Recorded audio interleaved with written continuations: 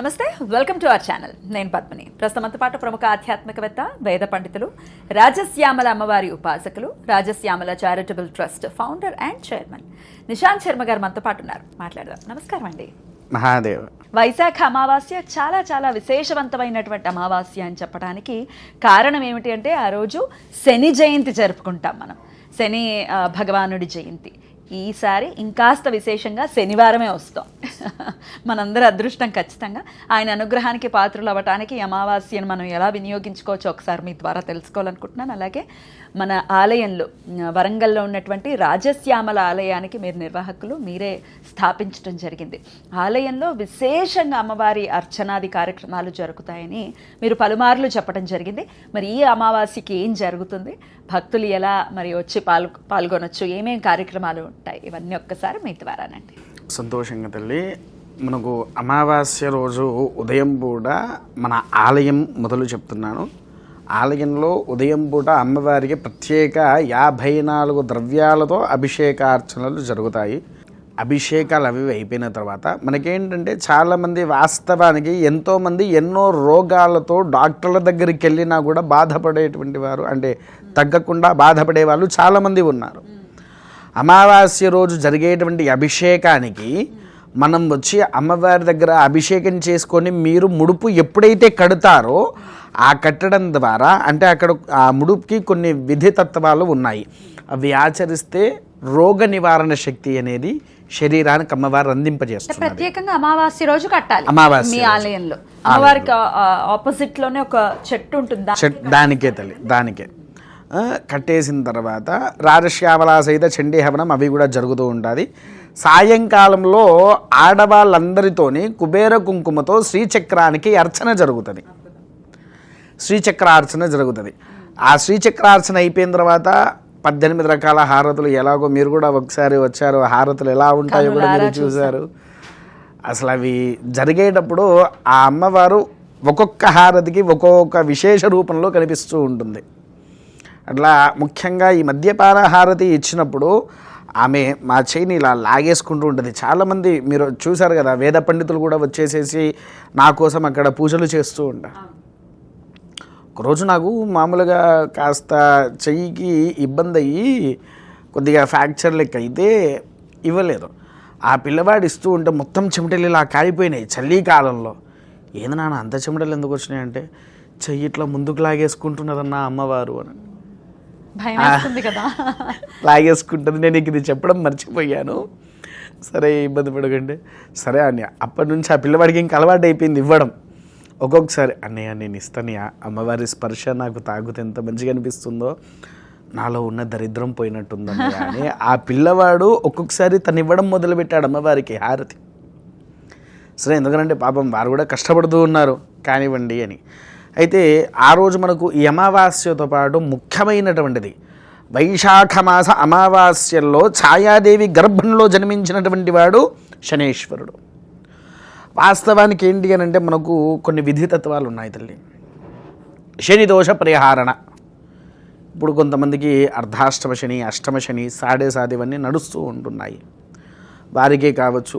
కొంతమందికి శని మంచి చేస్తాడు, కొంతమంది చెడు చేస్తూ ఉంటాడు. కానీ మంచి చేసినా చెడు చేసినా శనిదేవుడు ఒక్కడే పట్టుకుంటాడా మనల్ని? కాదు. శనిదేవుడితో పాటు తన భార్య జ్యేష్ఠాదేవి కూడా వస్తుంది. ఎందుకంటే ఆమె పేరు దరిద్ర దేవత. శని పట్టినప్పుడు ఆమె కూడా మన తల మీదకి వచ్చి తాండవం ఆడుతూ ఉంటుంది. అయితే దానికి ప్రధానంగా మనం ఏం చెయ్యాలి? శనేశ్వరాయ నమః. శని ప్లస్ ఈశ్వర ఏమైంది అక్కడ? శనేశ్వర. అంటే ఆ శివుడి యొక్క ప్రతిరూపమే శనేశ్వరుడు. ఇంకో రూపంలో ఆ శివుడే ఛాయాదేవి గర్భమున శనేశ్వరుడి రూపంలో జన్మించాడు అనేటువంటిది మనకు పురాణాల్లో కూడా వెల్లడించడం జరిగింది. అయితే ఇక్కడ ఏంటి, ఉదయాన్నే సూర్యుడు ఉదయించిన తర్వాత అందరూ చాలామంది సూర్యుడు ఉదయించగానే ఉదయించక ముందుకే నవగ్రహాల దగ్గరికి వెళ్ళేసి తైలం పోస్తారు, నువ్వులు వేస్తారు, స్వామివారి మీద నల్ల వస్త్రం వేస్తారు. అది మహా తప్పు. ఎందుకంటే నవగ్రహాలకు ఉత్తేజభరితమయ్యేది సూర్యుడు ఎప్పుడైతే ఉదయిస్తాడో, సూర్యుడు ఉదయించినప్పటి నుంచి మధ్యాహ్న కాలంలో 1 గంట వరకే వారికి పూజాధికాలు గావించాలి. మళ్ళీ సాయంత్రం కాలంలో నవగ్రహాలకు పూజారాధన చెయ్యరు. మీరు మామూలుగా దేవాలయాలకు కూడా వెళ్ళి చూడండి, సాయంత్రం పూట తలుపులు వేసేస్తారు నవగ్రహాల దగ్గర, ప్రదక్షిణాలు కూడా పనికిరావు. అప్పుడు మనం వాస్తవానికి ఏం చేయాలి? శివుడికి ప్రధానంగా ఒక అభిషేకం ముందు తల్లి. అసలు ఆ రోజు ఏంటి, చిన్న చిన్న గిన్నెలో 9 ధాన్యాలు తీసుకోవాలి, నవధాన్యాలు. గోధుమలు 50 గ్రాములు, బియ్యము, కందిపప్పు, పెసరపప్పు, పప్పులు తీసుకోవాలి. మన శనగపప్పే తీసుకోవాలి. శనగపప్పు, బొబ్బెరపప్పు, బొబ్బెర్లు, తెల్ల నువ్వులు, నల్ల నువ్వులు వేయకూడదు ఇక్కడ.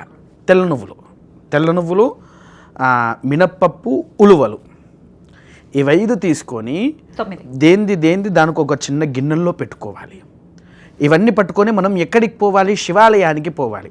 మరి శివాలయానికి పోయేటప్పుడు ఇన్ని బిలువాలు తీసుకోవాలి తల్లి, ఇన్ని బిలువాలు ఉండాలి. దానికి మళ్ళీ పంచామృతాలు యాడ్ చేయాలి. యాడ్ చేసి ఆ బిలువాలు, ఈ పంచామృతాలు ఇంట్లో ఒకటి పెద్దది పాత్ర, స్టీల్దో రాగి ఏదన్నా ఒక రాగిది వాడద్దు, మళ్ళీ విషపూర్వతం అవుతుంది. ఇత్తడి పాత్రలు తీసుకొని వెళ్ళేసి దేవాలయంలో కూర్చొని బ్రాహ్మణుడి చేత సంకల్పం చెప్పించుకోవాలి. మొదలు ఏంటి, శని ఏ స్థానంలో ఉన్నారో, లగ్న కుండలిలో మనకు ఉండే స్థానం ఏంటి, తర్వాత ఇప్పుడు మనకు 7.5 నడుస్తుందా, అష్టమ శని నడుస్తుందా, అర్ధాష్టమ శని నడుస్తుందా, ఇవి పూర్తిగా కనుక్కోవాలి. వారికి చెప్పాలి. చెప్పిన తర్వాత నాకు ఈ శని దోష పరిహారణ కావాలి అని చెప్పేసి అంటే దానికి తగిన సంకల్పం చెప్తారు. సంకల్పం చెప్పేసేసి కలశ పూజ కూడా గావించిన తర్వాత మనం తీసుకువచ్చిన ఏ బౌల్ అయితే ఉందో ఆ బౌల్లో ప్రధానంగా బిల్వదళం వేయాలి. బిల్వదళం వేసి ఆ బిల్వదళానికి పంచామృతాలు, పాలు, పెరుగు, తేనె, నెయ్యి, శర్కర, ఈ ధాన్యాలు ఒక్కొక్కటి మంత్రయుక్తంలో, అంటే మనం నమ్మకం చెప్పుకుంటూ ఇది వేస్తూ ఉండాలి. వేసిన తర్వాత అన్నీ కలిపి ఒకటే దాని మీద వచ్చేస్తాయి కదా, అన్నీ ఆ గిన్నెలో వచ్చేసాయి. బిల్వం దగ్గర నుంచి పంచామృతాలు, నవధాన్యాలన్నీ ఆ గిన్నెలో అయిపోయినాయి. ఎలా అయితే ఉందో దీన్ని తీసుకుపోయి అప్పుడు పరమేశ్వరుడికి త్రయంబకం చెప్పాలి. త్రయంబకం యజామహే సుగంధిం పుష్టివర్ధనం ఉర్వారుకమివ బంధనాన్ మృత్యోరమృక్షయ్యమామృతాత్. ఎందుకంటే ఇదే ఎందుకు చెప్పాలి మనకు, ఎవరైనా చెప్పుకోవచ్చు, పురోహితులు చెప్తారు, మనం కూడా చెప్పుకోవచ్చు. ఎందుకు అనంటే దీనికి ఒకటి ఉంది. మనం నవగ్రహారాధన చేసేటప్పుడు శనియారిష్టేతు సంప్రాప్తే శని పూజాంచ కార్యేత్ శని ధ్యానం ప్రవక్ష్యామి ప్రాణపీడోపశాంతయే. అంటే శని ఎప్పుడైతే మనకు సరిగ్గా లేడో ఆ శని దోష నివారణ చేసుకోవడానికి మృత్యుంజయ శక్తిని నవధాన్యాలో, పంచామృతాల్లో, బిల్వదళంలో వేసుకొని శివుడికి అర్పితం చేస్తే మనలో ఉండేటువంటి శని దోషము, ప్రాణగండ దోషాలు, కొంతమందికి జలగండము, అగ్నిగండము తెలియకూడదు, ఎప్పుడు ఏది వస్తాయో తెలియదు. అట్టి గండాల్లో నుంచి బయటపడే మహా ఆయుధం అండి ఇది. అద్భుతం. గండాల నుంచి బయటపడే మహా ఆయుధం ఇదొకటి. తర్వాత ఇది ఆచరించిన తర్వాత మళ్ళీ మీరు ఏం చెయ్యాలి, ఇంత బెల్లం, ఒక 50 గ్రాముల బెల్లము, ఒక ఛత్రి, చెప్పులు, ఛత్రి అంటే గొడుగు, గొడుగు, చెప్పులు, లీటర్ కాదు లీటర్న్నర నూనె, తెల్ల నువ్వులు కిలోంపావు ఉండాలి, నల్ల నువ్వులు కిలోంపావు ఉండాలి. తీసుకుపోయి నల్లటి వస్త్రంలో ఇవన్నీ వేసేసి బ్రాహ్మణుడికి దానం చేయాలి. దానము చేస్తే శని మళ్ళీ వచ్చే సంవత్సరం వరకు నీ జోలికి రాడు. ఇంకే హ్యాపీ. అసలు ఇలా సంవత్సరానికి ఒక్క పర్యాయం చేసుకుంటే చాలు. శని వల్ల బాధపడుతున్నాము, శని కాదు బాధపెట్టేది మన కర్మే, మన బాధపెడుతుంది. పాపం ఆయన దాన్ని అమలు చేస్తారు. అంతే అంతే అంతే ఈ ఒక్క పరిహారం చేసుకుంటే ఆ రోజు మనం ఇంకా శని త్రయోదశి ఆచరించవలసిన అవసరం కూడా ఉండదు. ఆయన జయంతి కాబట్టి ఆయన ప్రీతికి ఖచ్చితంగా పాత్రలు అవుతాం. అలాగే లలితా సహస్రనామాలు చేసుకునే వాళ్ళు, అంటే అమావాస్య రాత్రి లలితా సహస్రనామాలు చేసుకునే వాళ్ళు, లేదా అమ్మవారికి హారతి ఇవ్వటం రాత్రిపూట, ఇవి కూడా చేస్తూ ఉంటారు కదా, బ్రహ్మాండంగా చేసుకోవచ్చు. లలితమ్మకి బాగా ఇష్టమైన హారతి ఏమిటి? మీరు హారతిలో చాలా శ్రేష్ఠులు, చాలా చక్కగా ఇస్తూ ఉంటారు, చాలా అద్భుతంగా ఇప్పిస్తూ ఉంటారు. దేంతో ఇచ్చుకోవచ్చు మేము మా ఇళ్లలో? జలహారతి. జలహారతి అంటే ఎలా చేయాలి? నీళ్ళు ఒకటి బౌల్ ఉంటుంది కదా, ఇత్తడి బౌల్ తీసుకోవాలి, దాని మీద నీళ్లు పోయాలి, నీళ్లు పోసి నీళ్ళ మీద నూనె వేయాలి, నూనె వేసి దాంట్లో వత్తి వేసి హారతి ఇవ్వాలి. వెలుగుతుందండి? బ్రహ్మాండంగా వెలుగుతుంది తల్లి. ఎందుకనంటే జలహారతి లలితాదేవికి ఎందుకు ఇష్టము, పాడి పంటలకు అది దేవత లలితాదేవి. ఎందుకంటే ఆమె చేతిలో చూడండి చెరుకు గడ ఎప్పటికీ ఉంటుంది, అవునా? ఆ తర్వాత అమ్మవారి పక్కన వరి ఉంటుంది, ఇక్కడ గడ్డి, అది కూడా మన వడ్లతో ఉండే గడ్డి కూడా ఉంటుంది. వాటికి జీవశక్తినిచ్చేది ఏంటి? మొట్టమొదటిది జలము. ఈ జలహారతి, మీరు హారతుల గురించి అడుగుతున్నారు, అసలు అమ్మవారికి ఇష్టమైన ప్రసాదం ఏంటో తెలుసా మీకు? మనం ఇంట్లో మామూలుగా ప్రియే అని చదువుతాం అని మనకు తెలిసింది, మనకు శాస్త్రంలో ఉంది కూడా అది. కానీ శాస్త్రానికి లిఖించని ఒక్కటే ఒక్క మహా నైవేద్యం ఉంది తల్లి, తాంబూల పరిసేవిత అని అంటారు. మరి తాంబూలం నైవేద్యం కింద పెట్టాలి. అది ఎలా పెట్టాలి అసలు? మనకు మామూలుగా దంచేటివి ఉంటాయి కదా రోళ్ళు, దాంట్లో సున్నము కొద్దిగా, ఒక తమలపాకు, ఇంత సోంపు వేసి బాగా మంచిగా ముద్దయ్యేలాగా దంచాలి.